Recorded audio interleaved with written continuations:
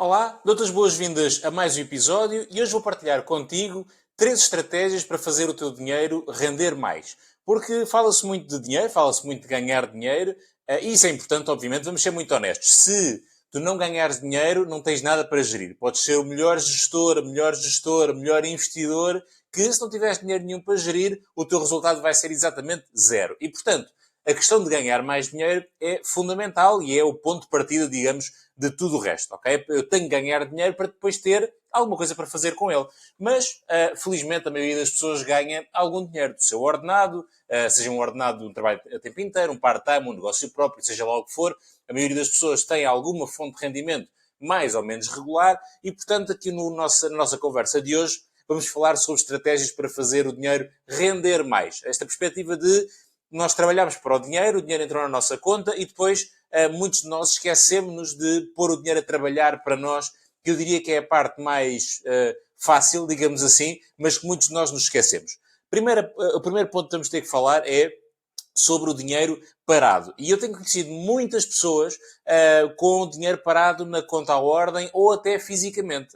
Tenho sido bastante surpreendido com muitas pessoas que ainda guardam o dinheiro na gaveta, nos envelopes, debaixo do colchão, uma coisa desse género. E atenção, não estamos a falar de pessoas de 60, 70 anos, estamos a falar de pessoas de 20, em muitos casos. E porquê? Porque estas pessoas de 20 foram ensinadas pelas pessoas de 60, 70, 80 e, portanto, os hábitos estão lá e acabam por se repetir, digamos assim. E, portanto, a questão do dinheiro parado é uma questão que não pode acontecer. Eu digo muitas vezes, o dinheiro é uma coisa demasiado importante para estar parado. O dinheiro custa-nos a ganhar, muitos de nós custa-nos muito a ganhar, trabalhamos para ele durante muitas horas, dedicamos o nosso tempo, o nosso esforço, a nossa capacidade, a nossa energia para o ganhar e depois muitos fazemos isto que é deixá-lo parado. E, portanto, trabalhamos nós para ele e não deixamos que ele trabalhe para nós.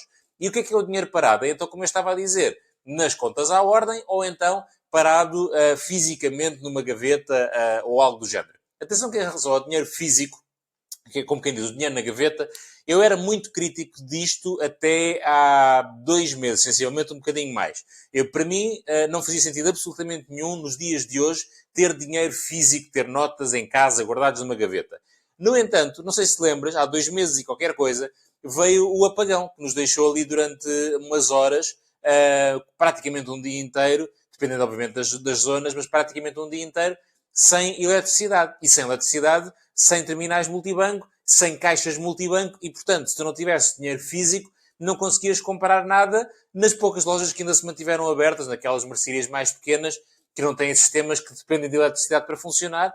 E, portanto, nessa perspectiva, quando isso aconteceu, eu realmente percebi, ok, espera, há aqui uma situação em específico, ou um tipo de situações em específico, que faz sentido eu ter algum dinheiro em casa para, se acontecer algo do género novamente, eu conseguir fazer alguma coisa quanto a isto, ok? Tenho algum dinheiro e consigo ir comprar os meus bens essenciais às lojas que existirem, às que estiverem abertas, e que se eu não tiver este dinheiro, só tiver o cartão, não posso fazer nada com isto, ok? E, portanto, esta parte do dinheiro físico, houve aqui uma mudança na minha ideia, na minha abordagem, digamos assim, ok? E, portanto, percebo que haja uma pequena reserva física em casa para um acontecimento deste género. Quanto? Pá, não sei. Confesso que ainda não pensei sobre isso.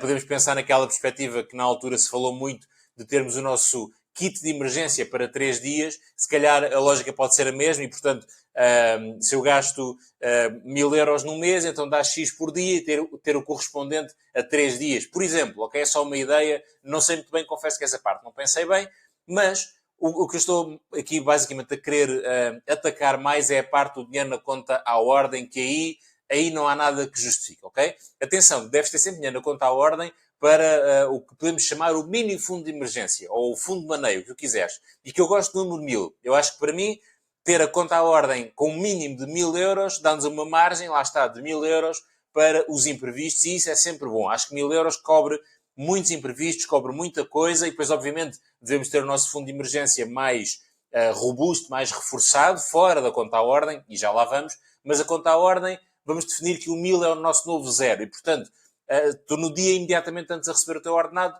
deves ter lá, na minha opinião, na minha forma de olhar para isto, 1000 euros é sempre a tua base. Tens sempre ali 1000 euros de margem para imprevistos e coisas que aconteçam regularmente. Desculpa, que aconteçam pontualmente. Assim é que é. Tudo o que for além destes 1.000 euros, ele deve existir, ok? O tal fundo de emergência, obviamente, como eu digo sempre, depende muito das situações. Há pessoas que precisam e querem um valor maior, outras um valor mais pequeno, mas deve existir sempre. Mas não deve estar na conta à ordem. E deve estar onde? Deve estar em algum tipo de conta de fácil acesso, mas que seja remunerada. E aqui incluem-se os depósitos a prazo, as contas de poupança, as contas remuneradas de algumas corretoras, o caso da Trade Republic, a XTB. Apesar de eu não ser propriamente fã de poupar dinheiro nas corretoras, mas reconheço que são uma opção. O caso da Trade Republic é um banco até regulado pelo Banco de Portugal e tudo, e portanto é uma opção viável. Os certificados de aforro, com um pequeno pormenor que também já lá vamos, e portanto qual é a ideia? A ideia é que tudo o que sejam as nossas poupanças, além destes 1.000 euros que falámos, eles devem estar aplicados num qualquer produto que esteja a rentabilizar alguma coisa, porque na conta à ordem, salvo raríssimas exceções, eles não rendem absolutamente nada, ok? E, portanto, nestes produtos eles rendem, mas para ficar perfeitamente claro, não vais enriquecer com isto. Na verdade, muito provavelmente o melhor que vais conseguir é combater a inflação. É não deixar que o dinheiro desvalorize a totalidade da inflação. Ou seja, vais conseguir rentabilizá-lo, por exemplo, a 2%, a inflação está a 2% e, portanto, uma coisa anula a outra, garantes que não perdes poder de compra. Que é uma coisa que, se tiveres o dinheiro a conta à ordem, levas o impacto total da inflação e estás constantemente a perder dinheiro. O dinheiro que está nestas contas, vamos chamar contas remuneradas, nestas poupanças remuneradas, ele deve estar acessível, na minha opinião, imediatamente. Ou seja, se eu tiver algum problema, eu devo conseguir em 15 segundos ter o dinheiro na minha conta à ordem. E é por isso que, principalmente numa fase inicial, eu sou grande fã de ter este dinheiro num depósito a prazo ou numa conta poupança no nosso próprio banco, onde temos a nossa conta à ordem normal. Porquê? Porque será tendencialmente o sítio mais fácil. É verdade que se eu estiver noutro banco, hoje em dia as transferências são todas imediatas e, portanto, eu consigo também facilmente chegar. Mas se estiver, por exemplo, numa corretora ou se estiver nos certificados de aforro dentro daquele prazo inicial dos 3 meses, eu posso ter um problema.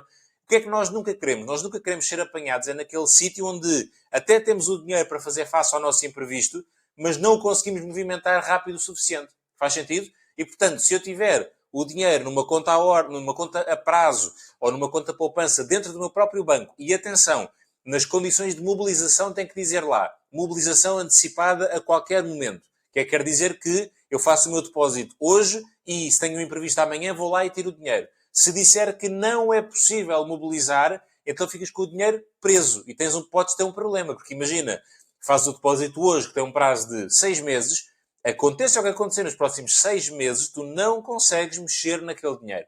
Ok?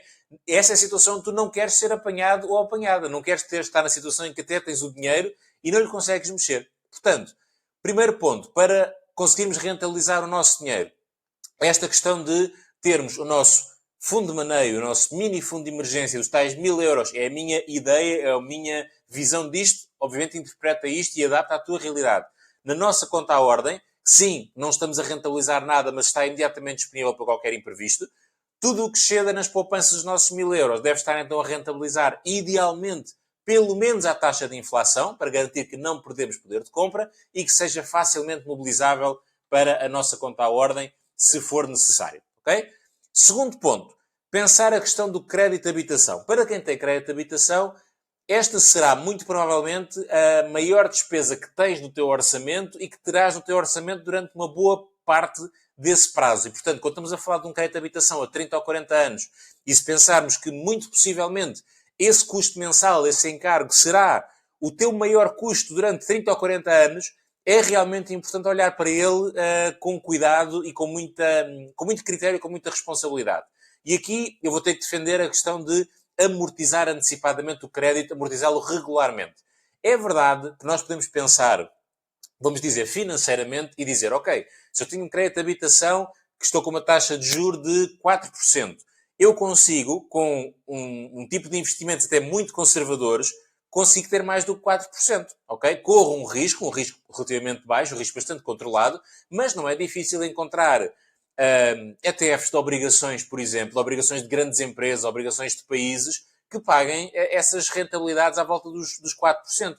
Ou até um bocadinho mais, se eu correr um bocadinho mais risco, então, se entrar no mercado das ações ou do imobiliário, ainda mais. E, portanto, é legítimo que faças esta conta pensar, ok, eu tenho aqui 1000 € e tenho um crédito de habitação que me custa 4% ao ano, mas eu tenho aqui uma estratégia de rentabilidade que provavelmente me pode dar 7 ou 8 ou 10, ou até pode dar 5, se eu for mais conservador. Então faz mais sentido eu aplicar o meu dinheiro, investir o meu dinheiro, recebo os 6, por exemplo, pago os 4 do crédito de habitação e ainda me sobram 2. É verdade.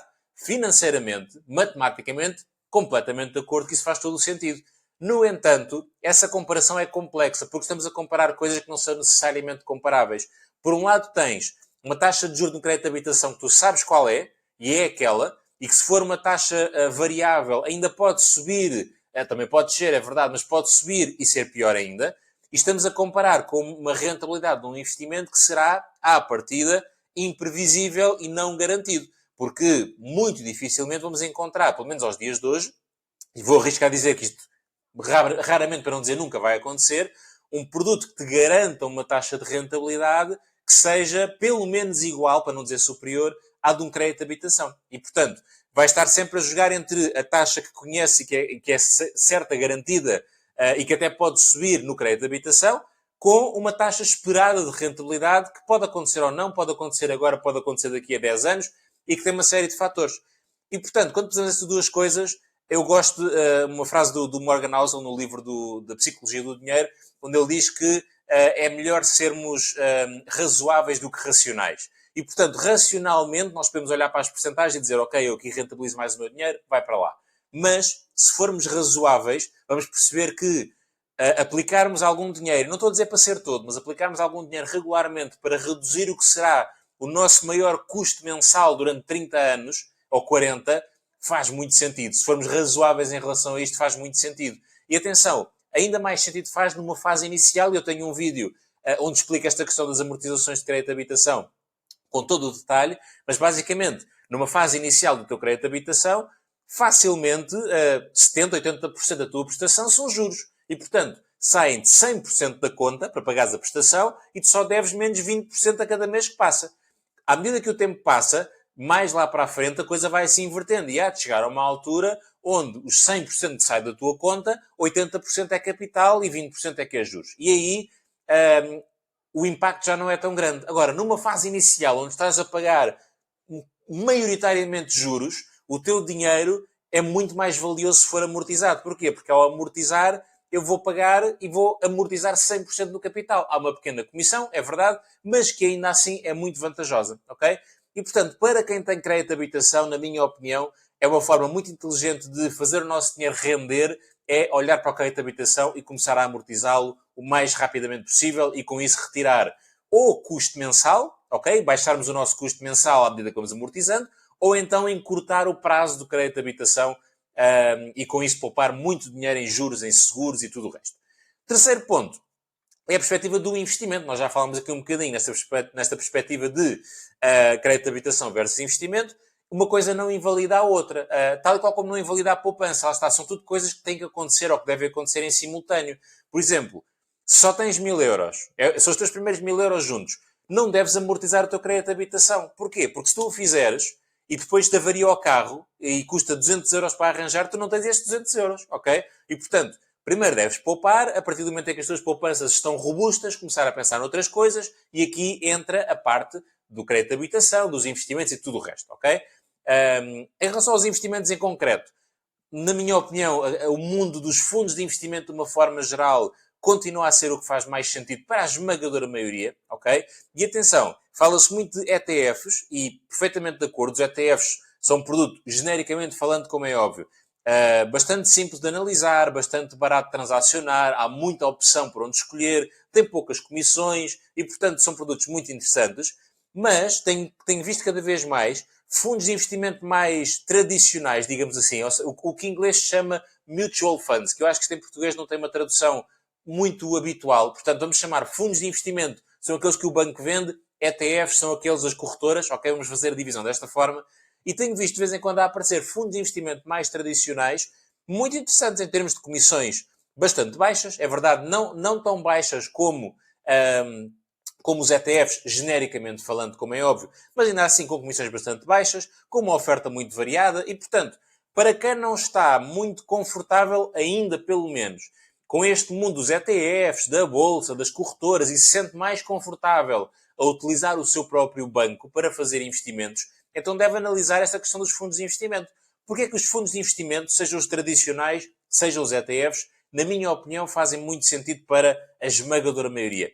Pela questão da diversificação, pela questão de eu poder ter com um único produto dezenas, centenas, milhares de coisas lá dentro. Coisas que podem ser obrigações, podem ser imóveis, podem ser ações, pode ser ouro, pode ser tudo junto, pode ser um bocadinho de tudo, ou pode ser um fundo de investimento que seja só um tipo de ativo. E, portanto, esta perspectiva de diversificar e de ter dezenas, centenas ou milhares, literalmente, de ativos dentro de um único produto, facilita muito o nosso processo. Não temos que andar a ver dezenas de empresas, dezenas de indicadores e dezenas de produtos. Com um único produto termos ali centenas de coisas diferentes facilita muito. Obviamente que por estarmos a investir em cabaz, não é? O que é que estamos a fazer? Estamos a ficar com uma média, em termos de rentabilidade, com uma média daquilo tudo.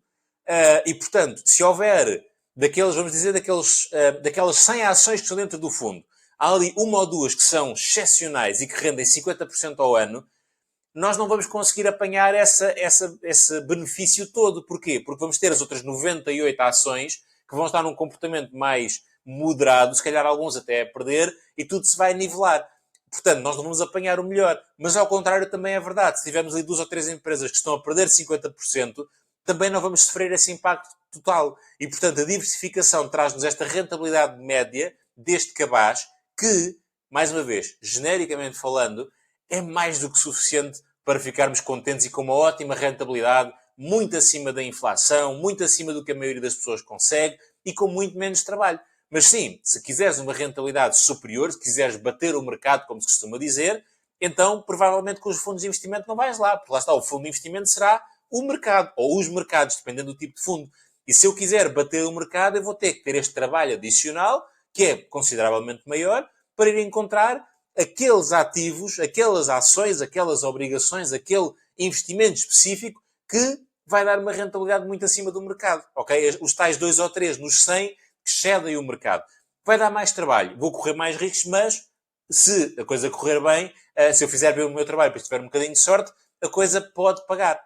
E pode fazer sentido, ok? Mas ainda assim, eu acredito que para a esmagadora maioria, o mundo dos fundos de investimento, seja os tradicionais, para quem não seja tão confortável, ou os ETFs, acho que traz muitas vantagens em termos de rentabilidade, simplicidade e, portanto, continuam a ser, para mim, a melhor opção. São claramente a minha principal opção em termos de investimento na minha própria carteira, que depois me permitem diversificar. Eu tenho ETFs de obrigações, tenho ETFs de ações, tenho ETFs de ouro e, portanto, diversifico dentro das classes de ativos, mas sempre com o mesmo tipo de produto que são os ETFs. Ou o caso do fundo de investimento, no meu caso, para o meu PPR, o meu Plano de Poupança Reforma, é através de fundo de investimento e, portanto, a lógica permanece. Portanto, em resumo, temos aqui 3 maneiras de rentabilizar o nosso dinheiro. Em resumo, rentabilizar as nossas poupanças, ou seja, o dinheiro que nós não estamos a gastar e que estamos a juntar, rentabilizá-los com depósitos a prazo, contas poupança, contas remuneradas, certificados de aforro, algo do género.